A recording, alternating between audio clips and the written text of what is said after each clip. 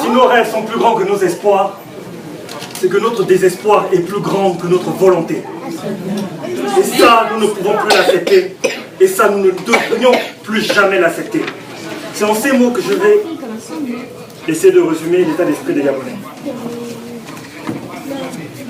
Je pense que tout a été dit. Aujourd'hui, le peuple gabonais est à un carrefour de sa nation, à un carrefour de son histoire. Nous sommes face à un point de bascule. Dans toutes les grandes nations, le changement est venu de deux côtés, de ses élites et de sa classe moyenne. Au Gabon, on assiste à la mort de la classe moyenne gabonaise. Toutes les sociétés gabonaises ne sont plus entre les mains des Gabonais. Autrement dit, les directeurs généraux, etc., les hauts cadres qui dirigeaient ces sociétés ne sont plus Gabonais. Les élites, on les tue. André Baobam, récemment. Mongoudou, avant lui. Pierre Claver-Zeng.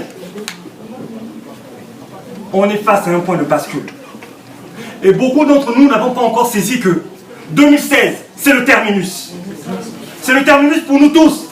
Il n'y a pas de second rond. C'est terminé. C'est carbonisé. Il n'y aura plus rien en 2016. Le point de bascule aura été total.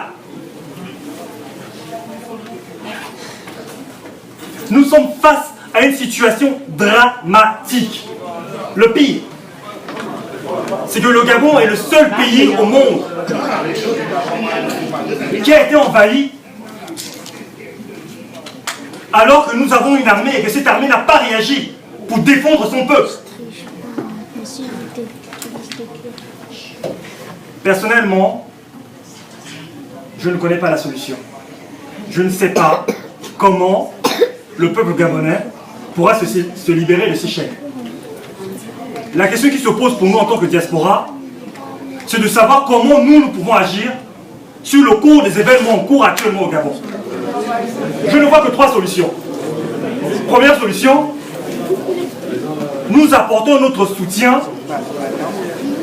et notre participation à ceux qui sont sur le terrain au Gabon. C'est-à-dire le front, les syndicats, la société civile, les leaders d'opinion. La deuxième solution, c'est que nous ici, diaspora, nous avons la solution. Nous avons la solution. Et dans ce cas, nous mettons en place un schéma qui, nous, depuis ici, allons enlever Ali Bongo, on ne dit pas. C'est ça, c'est ça, c'est ça.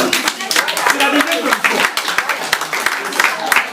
La troisième solution, c'est participer à la construction d'une solution. C'est-à-dire qu'on part du principe que eux là-bas, au Gabon, ils ont une partie de la solution, et nous ici, nous avons une partie de la solution.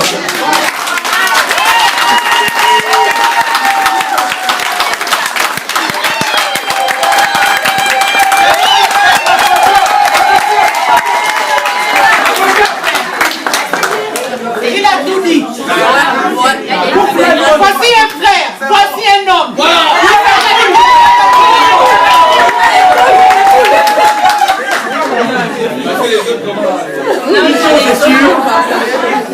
Une chose est sûre, la diaspora gabonaise doit participer aux événements en cours au Gabon.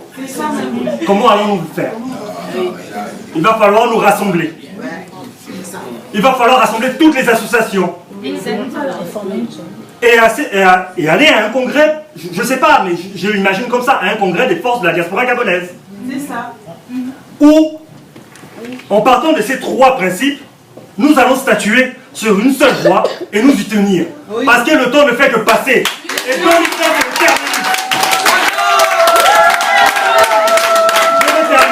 c'est le terminus. Je vais terminer et je terminerai toujours mes discours par la même phrase. Un rêve ne meurt jamais. Il se transmet d'une génération à une autre. Avec toujours plus de force, toujours plus de conviction et toujours plus de détermination jusqu'à ce que ce rêve se réalise. Que Dieu bénisse l'Afrique, que Dieu bénisse l'Afrique.